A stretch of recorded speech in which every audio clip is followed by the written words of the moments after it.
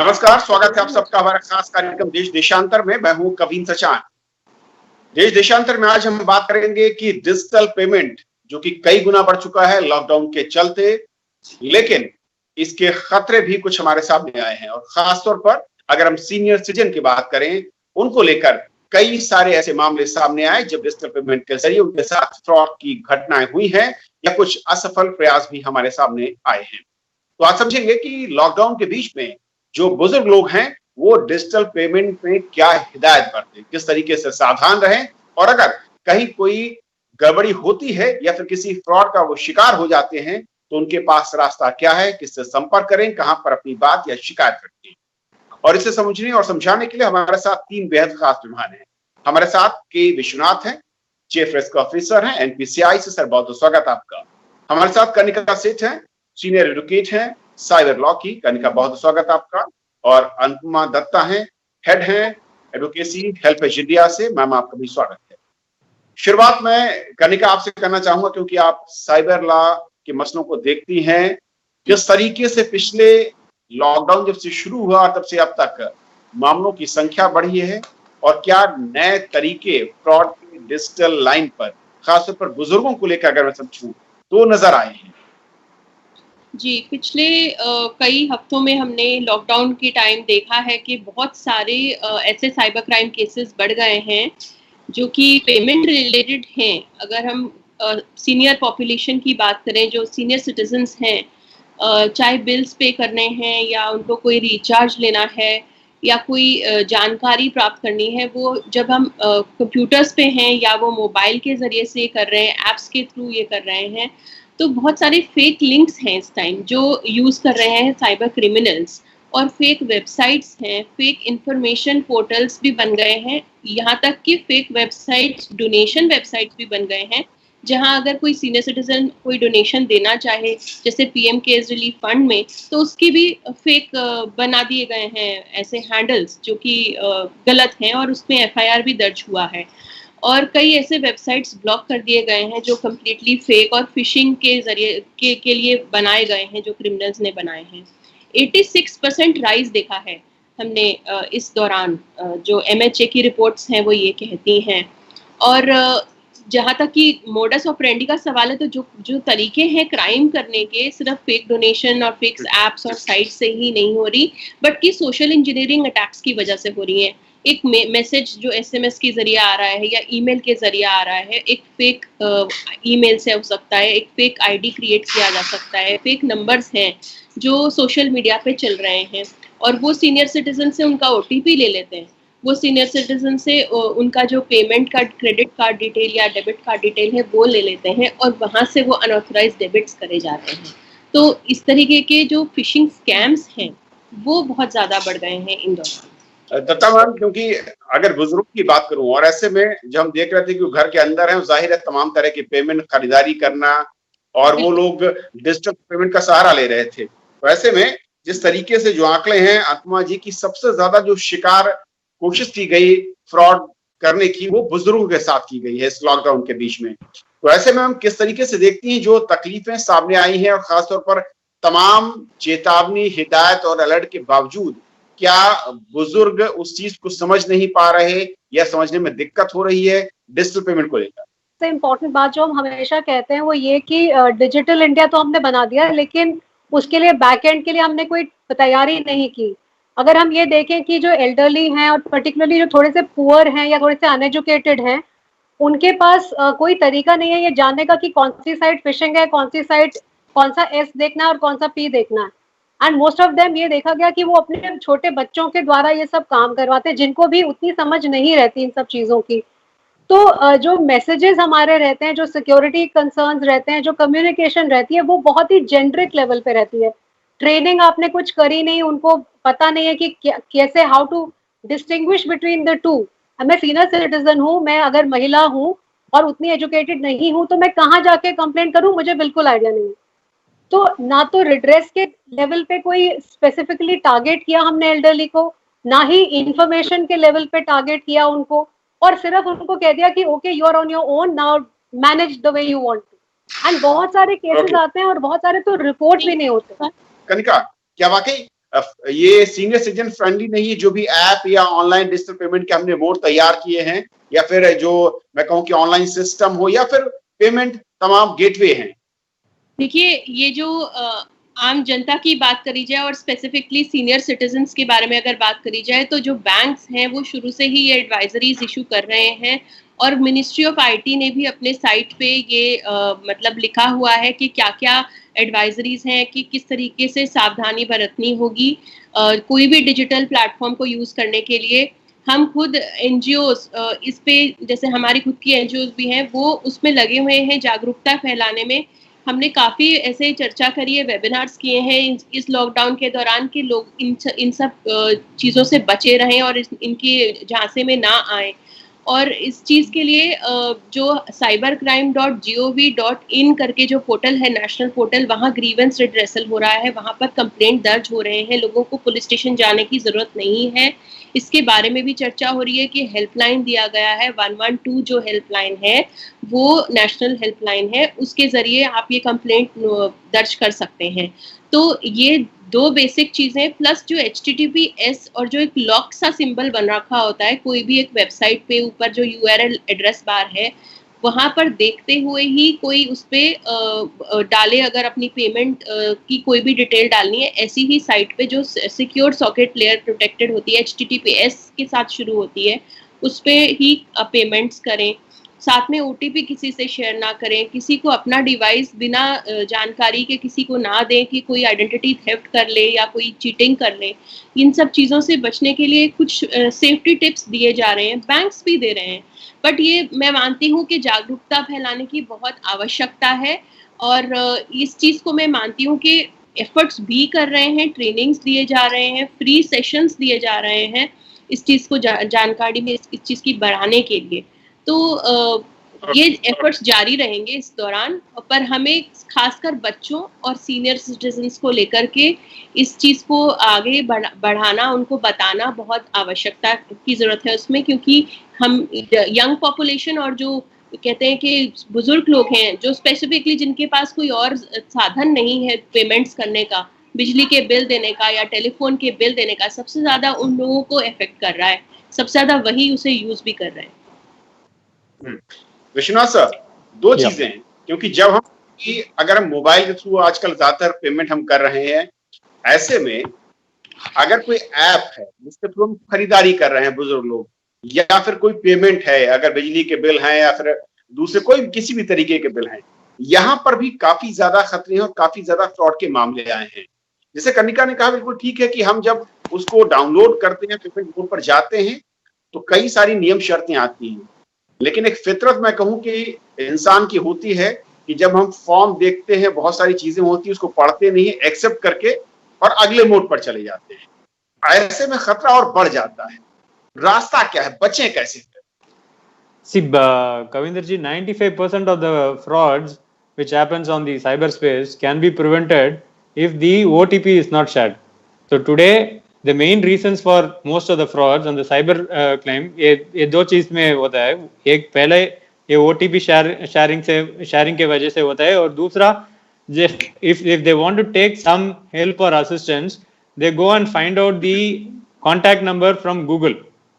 Helpline number और contact number Google से search करके वो पता they just take that.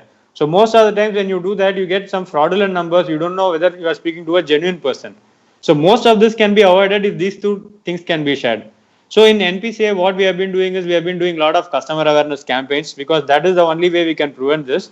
And one important thing which we are very clearly saying is, if you are using a PIN or an OTP, it means that your account will be debited. Because what happens is, lot of social engineering calls hota hai. So in that they say that you give this, you share this, you will get money. That is not the case. The moment you input the PIN or the OTP, the money gets debited from your account. That is the message which we are trying to convey to people. एक चीज जो lockdown में भी देखिए Vishwanath ji, KYC, bank भी अपने message भेज रहे हैं कि आपका KYC इनकम्प्लीट है, आप करा लीजिए। उसके लिए आपको एक लिंक आ रहा है, उसको आपको सबमिट करना है। उसी से जुड़े फ्रॉड भी आ रहे हैं। तो कहीं ना कहीं जो बैंक प्रोसेस अपना रहा है और जो लोग फ्रॉड कर रहे हैं, वो उसी रास्ते को कहीं साइट से अपनाने की कोशिश करते हैं। तो दोनों में फर्क करना किसी बुजुर्ग के लिए बहुत मुश्किल है, कैसे बचेंगे?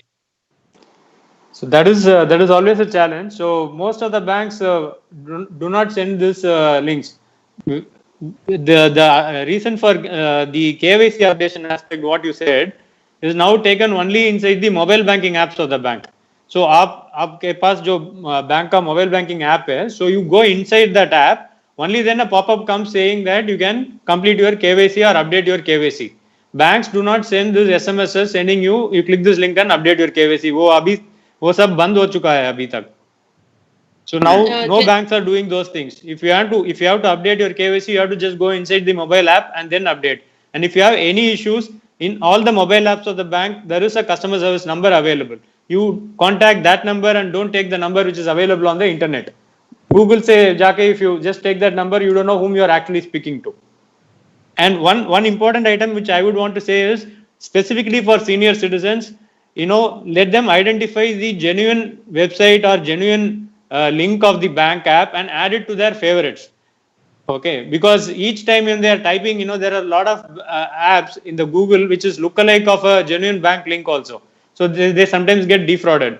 So जो genuine bank link है उसको favorites में अभी आपने add किया तो each time you need not go into that. You can just go into the favorites icon and just click the link. That will kind of help in preventing a lot of cyber frauds. एक चीज और कहना चाहूंगी रविंदर जी के इसमें QR code scanning के जरिए से भी बहुत फ्रॉड हो रहे हैं. जो भी एप्स हैं, पेमेंट वॉलेट्स हैं, उसमें जो सोशल अटैक्स होते हैं उसमें वो कहते हैं कि QR कोड शेयर कर लीजिए. और जब QR कोड शेयर कर लिया जाता है उसमें स्क्रीन पे आएगा कि पे 25,000 रुपीज सपोजिंग ऐसा है. तो वो जैसे ही उसको ओके करते हैं तो वो सोच रहे होते हैं कि पेमेंट उनको मिल रहा है. सपोजिंगली वो उन्होंने कोई ऐड दिया हो साइट पे और वो सोशल इंजीनियरिंग अटैक के जरिए से उसको पेमेंट पहुंचाने की कोशिश कर रहे हैं. ऐसे लिख रहा है कि पेमेंट उनको मिलेगा बट सीनियर सिटीजन की वॉलेट से पेमेंट निकल गया. तो ये QR code scanning fishing rackets हैं.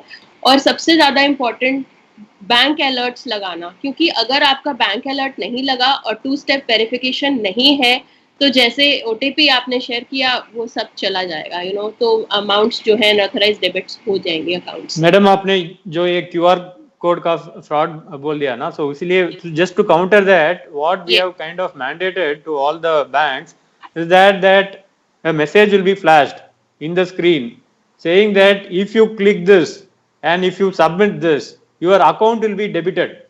Because people think that they will be getting the money, but actually the money will be going out of their account. So we have mandated saying that this message should say that on entering your PIN, your account will be debited now. So that we are putting it very boldly. We have mandated all the banks to get this done. So जो RBI एक चीज और कनिका ने कहा, जो भी mobile wallet है उसमें काफी ज्यादा हेराफेरी है और वहां पर कई बार ऐसा हुआ है कि लोगों का जो डेबिट हो गया पैसा, जो चला गया, जो फ्रॉड हो चुका है, उसको वापस लेना एक बड़ा चैलेंज दिखता है. चाहे वो कई सारी मर्चेंट की साइट्स हो या उनकी ऐप हो या फिर दूसरे मैं कहूं की पोर्टल्स हो. अब सवाल ये उठता है कि अगले कदम पे अगर किसी बुजुर्ग के साथ ये घटना हो जाती है कनिका, तो कानूनी तौर पर रास्ता क्या है? शुरुआत वो कहां से करे और कहां का दरवाजा खटखटाए? देखिए, अगर तो क्रेडिट कार्ड के जरिए से हुआ है तो चार्जबैक भी कई बार पॉसिबल हो जाता है. That is one way. But अगर आपका अकाउंट जैसे आपने खुद OTP शेयर कर लिया, वहाँ थोड़ी प्रॉब्लम है. बिकॉज अगर आपने वॉलंटरीली अपना कोड दिया है तो उसमें दिक्कत है. तो चीटिंग का केस तो बनता है. इस केस में तो आप पुलिस कंप्लेंट रजिस्टर करेंगे. एक अथॉरिटी है अपने IT एक्ट के अंदर जिसमें एडजुडिकेटिंग अथॉरिटी के पास पावर है कि अनऑथराइजली कोई अगर आपके अकाउंट को पर्सनल इंफॉर्मेशन जैसे क्रेडिट कार्ड पिन वगैरह की लॉगर डाल के ले लेता है या मैलवेयर डाल के ले लेते हैं, तो उस केस में आप अनऑथराइज्ड डेबिट के लिए सेक्शन 43 में आप कॉम्पनसेशन क्लेम कर सकते हैं एडजुडिकेटिंग अथॉरिटी के ऑफिस से, जो कि आज की डेट में secretary IT of every state है. तो अगर आप कॉम्पनसेशन लेना चाहें तो वहां से भी ले सकते हैं. बैंक से भी आप पहले बोल सकते हैं कि ये या तो सर्वर के एंड पे हैकिंग हुई है, अगर तो सर्वर रिलेटेड है और लोगों को भी इफेक्ट किया गया है, या पर्टिकुलरली उन्हीं को टारगेट किया गया है और उन्होंने परमिशन नहीं दी और सपोजिंगली उन्होंने परमिशन नहीं दी और फिर भी डेबिट हुआ है. वो सिचुएशंस पे डिपेंड करता है. कई बार उन्होंने बैंक अलर्ट के लिए रजिस्टर कर रखा है या नहीं कर रखा है, वो भी इम्पोर्टेंट एस्पेक्ट है। उनके पास अलर्ट आया है तो इमीडिएटली उन्होंने इन्फॉर्म किया है और उसके बाद भी डेबिट्स हो रहे हैं या नहीं। तो बहुत सारी सिचुएशंस देखी जाती हैं इस चीज़ को देखते हुए, क्या ये सर्वर लेवल अटैक है या ये बैंक के एम्प्लॉय के साथ उन्होंने इनसाइडर एम्प्लॉय ने मिलकर फ्रॉड किया है, क्या टारगेटेड अटैक ऑन 1 पर्सन है या ज़्यादा लोगों पे है, और क्या जिस इंसान की डेबिट हुआ है उसने बाद में भी इन्फॉर्म कर दिया, जैसे ही इन्फॉर्म कर दिया उसके बाद भी डेबिट हो रहा है। ये सारे सिचुएशंस को देखते हुए डिपेंड करता है हम क्या क्या लीगल रिकॉर्स ले सकते हैं, बट कॉम्पनसेशन मांगा जा सकता है और क्रिमिनल कंप्लेंट भी डाली जा सकती है। अनुपमा जी, दो चीजें मैं समझना चाहूंगा आपसे कि अगर मैं सीनियर सिटीजन की बात करूं, क्योंकि एक बड़ा रिस्क ये भी है कि पेंशन को लेकर उनके पास फर्जी मेल, एसएमएस या ओटीपी को लेकर मैसेजेस आते हैं, और बहुत बार ऐसी सलाह गवर्नमेंट की ओर से एनजीओ देते रहते हैं कि आप अपने अकाउंट अलग अलग रखिए। क्या ये आसान रास्ता है या मुश्किल है? क्योंकि कई बार एक ही अकाउंट लिंक होने से खतरा बढ़ जाता है और फ्रॉड होने पर ज्यादा पैसे आपके जाने के खतरे भी रहते हैं। में बहुत सारे एंगल्स हैं कविंदर जी, क्योंकि अगर सीनियर सिटीजन सिर्फ अपने स्पाउस के साथ रह रहे हैं तो फिर उनका एक बैंक ऑपरेट करने का एक अपना तरीका रहता है। अगर फैमिली के साथ रहते हैं तो एक अलग तरीका रहता है। फिर कभी कभी वो खुद कॉन्फिडेंट नहीं होते अपना बैंक अकाउंट पूरी तरह से चलाने के लिए, तो वो किसी की मदद लेते हैं। तो ऐसे बहुत सारे various situations are there in their lives which makes it very complex. But again I will say the same thing कि how is it, जैसे पैनलिस्ट ने बोला कि बैंक्स जो है वो आपको बताते हैं कि what to look for, how to look for, लेकिन ये मैसेज जो है वो how is it getting communicated to the elderly people, ये मेरा सबसे बड़ा कंसर्न है। जो आपने बताया कि लॉ में ये प्रोविजन है, वो प्रोविजन है, कितने मुझे भी नहीं पता होगा। तो forget about people who are like poor and otherwise और उनके साथ ही फ्रॉड ज्यादा होता है। फ्रॉड मेरे और आपके साथ बहुत कम होगा क्योंकि हम पहले एक दो बार में जान जाएंगे कि ये फ्रॉडुलेंट डील है। लेकिन जो कम पढ़े लिखे हैं या जो पुअर सेक्शन के लोग हैं, particularly women, I want to say women living alone, men living alone, उनका एक सर्टेन माइंडसेट होता है। तो how is the system dealing with them is a very important question. और मुझे नहीं लगता कि रिड्रेस सिस्टम हमारा इतना एफिशिएंट है कि वो एल्डरली की बात सुनता है। आपने इतने सारे प्रोविजन बता दिए, लॉ में है, यहाँ चले जाओ, वहां चले जाओ।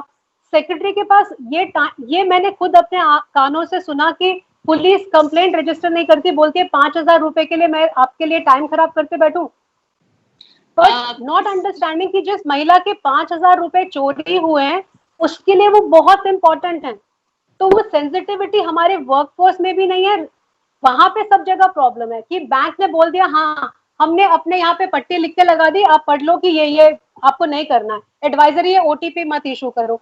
आई वांट टू आस्क पीपल कि क्या जो फ्रॉड करने वाला व्यक्ति है वो इतने सिंपल तरीके से पूछता है?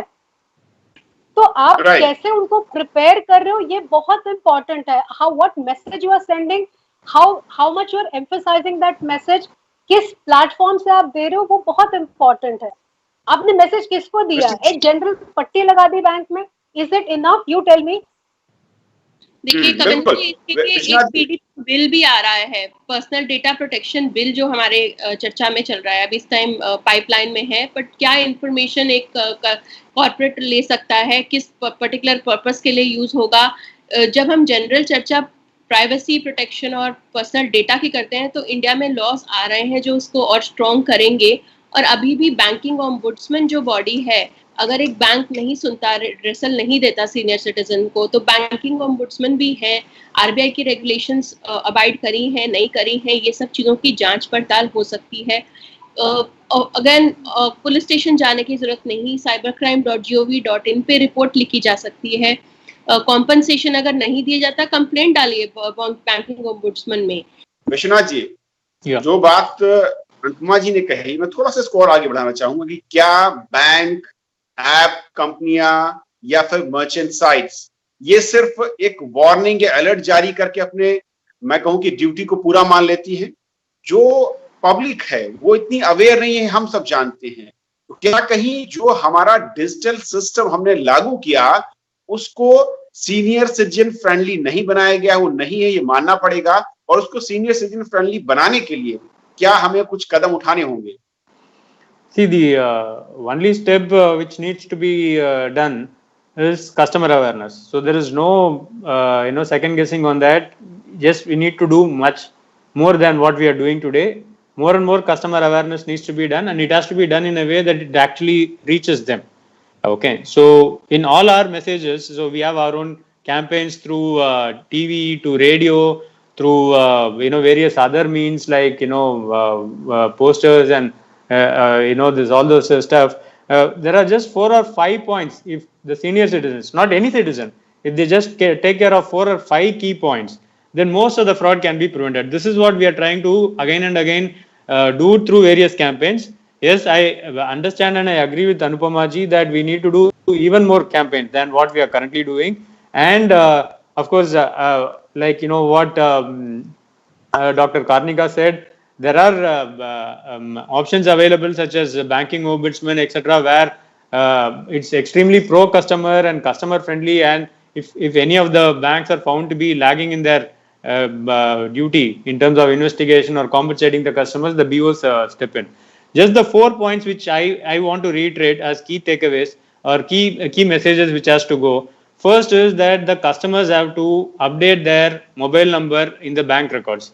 Many of the customers don't do that. So this is the most important item, because through this only you get all the SMSs, messages, etc. And so you will be immediately notified if something is happening in your account. The second thing which you need to do is, if you are using a card, you have the option to block your limits, domestic limits, international limits. You have the option to block those limits. So that is in your control. So that customer needs to be aware of, and they can do that. Third thing is, don't believe this too good to be true offers, jo lottery schemes hai, wo hai. So don't do all those things. Be aware that if the account number, the OTP is shared, the money will go out of your account. So be very clear about that. The last and most important point is that be aware as to what are the means and methods through which you can inform if there is an issue. So RBI is mandated, and all the banks have also implemented. You can block your account through SMS, through a call center which has been traditionally available for a long time, through interactive voice response, through all the mobile apps, and through the banking websites. You have the option to block your accounts. So all these facilities are also made available, which customers should be made aware of, that these things are available at their end. So these are the few things which I think, if we need to we need to focus more on awareness on these aspects, then I think this will go a long way in reducing cyber frauds. I will just like to add 2 points to what Vishwanathan ji has just shared with us. Basically, one is that HTTPS, if they're using a website to make payments, then the HTTPS lock should be there. Always remember the name of the bank, rather than going to a Google and then searching a website of the bank and then paying monies through there. Thirdly is that they need to obviously keep their limits low in terms of credit card, or use one account where they have a minimum a short balance there to make these regular payments, and only expose that bank account for making all the payments. Then next is, yes, going for a 2-step verification, because that is important as well, and having the those numbers as alerts. You have to have that registered number with the bank, and also their address details. So not to share OTP. Now these are the usual I would say parameters and best practices one can adopt. एक सवाल जो कि common सवाल है बहुत सारे दर्शकों का, वो लिखते हैं कि हमारे पास हर चौथे दिन फोन कॉल्स आते हैं कि आपकी ये अकाउंट नंबर है, हमें पैसे ट्रांसफर करने हैं। वो लोग ये भी कहते हैं कि हमने साइबर क्राइम से लेकर लोकल डिस्ट्रिक्ट पुलिस को कई बार इन्फॉर्म किया, लेकिन कोई कार्रवाई नहीं होती। क्या करें वो? देखिए, जो अगर इस तरह की फिशिंग कॉल्स आ रही हैं, तो जो एक तो ये जो नेशनल हेल्पलाइन है वहाँ पर दर्ज करा जा सकता है इसके बारे में रिपोर्ट, और जो cybercrime.gov.in है वहाँ पर भी लिखा जा सकता है, और सर्टेन का भी जो है हैंडल है, जो वेबसाइट है वहाँ पर भी कर सकते हैं। लेकिन नॉर्मली cybercrime.gov.in में अगर रजिस्टर करी जाए इस तरह की कंप्लेंट, ये एक तरीका है, क्योंकि पुलिस के पास एक ये प्लेटफॉर्म है जो नेशनल जो क्राइम रिपोर्टिंग प्लेटफॉर्म है, यहाँ से सारे पुलिस स्टेशंस कनेक्टेड हैं। तो अगर जैसे ही यहाँ रिपोर्ट चली जाएगी तो वो उसे फिल्टर आउट कर सकते हैं कि और कहीं से ये रिपोर्ट्स आ रही है, तो उसकी ट्रैकिंग हो सकती है, क्रिमिनल को पकड़ा जा सकता है, क्योंकि ये 4, 5, 10 नंबर्स यूज करके ही सारा रैकेट फैलाते हैं। विश्वनाथ सर, दिक्कत ये है कि अवेयर होना एक अलग चीज है, लेकिन अगर क्राइम हो रहा है और बार बार परस्यू करने की कोशिश कर रहा है, उसके खिलाफ जब तक कड़ी कार्रवाई नहीं होगी, और मुझे लगता है कि स्थानीय पुलिस या फिर जो सिस्टम है वो साइबर क्राइम को बहुत हल्के में लेता है, उसको तवज्जो नहीं देता। No, but things are changing. It's not like people are not taking this seriously. There are, as Kanika ji said, people, banking ombudsman is there, so which kind of passes orders, and most of these orders are pro customers, and Ministry of Home Affairs is taking all these complaints very seriously. So there is a lot of interaction which happens. Might be most of these are not available in the public domain, or public is not able to see some of these things, but I can assure you that a lot of steps government is taking and a lot of efforts are actually being done on this front. This cybercrime.gov.in is one step in that, in that direction. So where, till now going to a police station, filing a complaint, etc., was very difficult.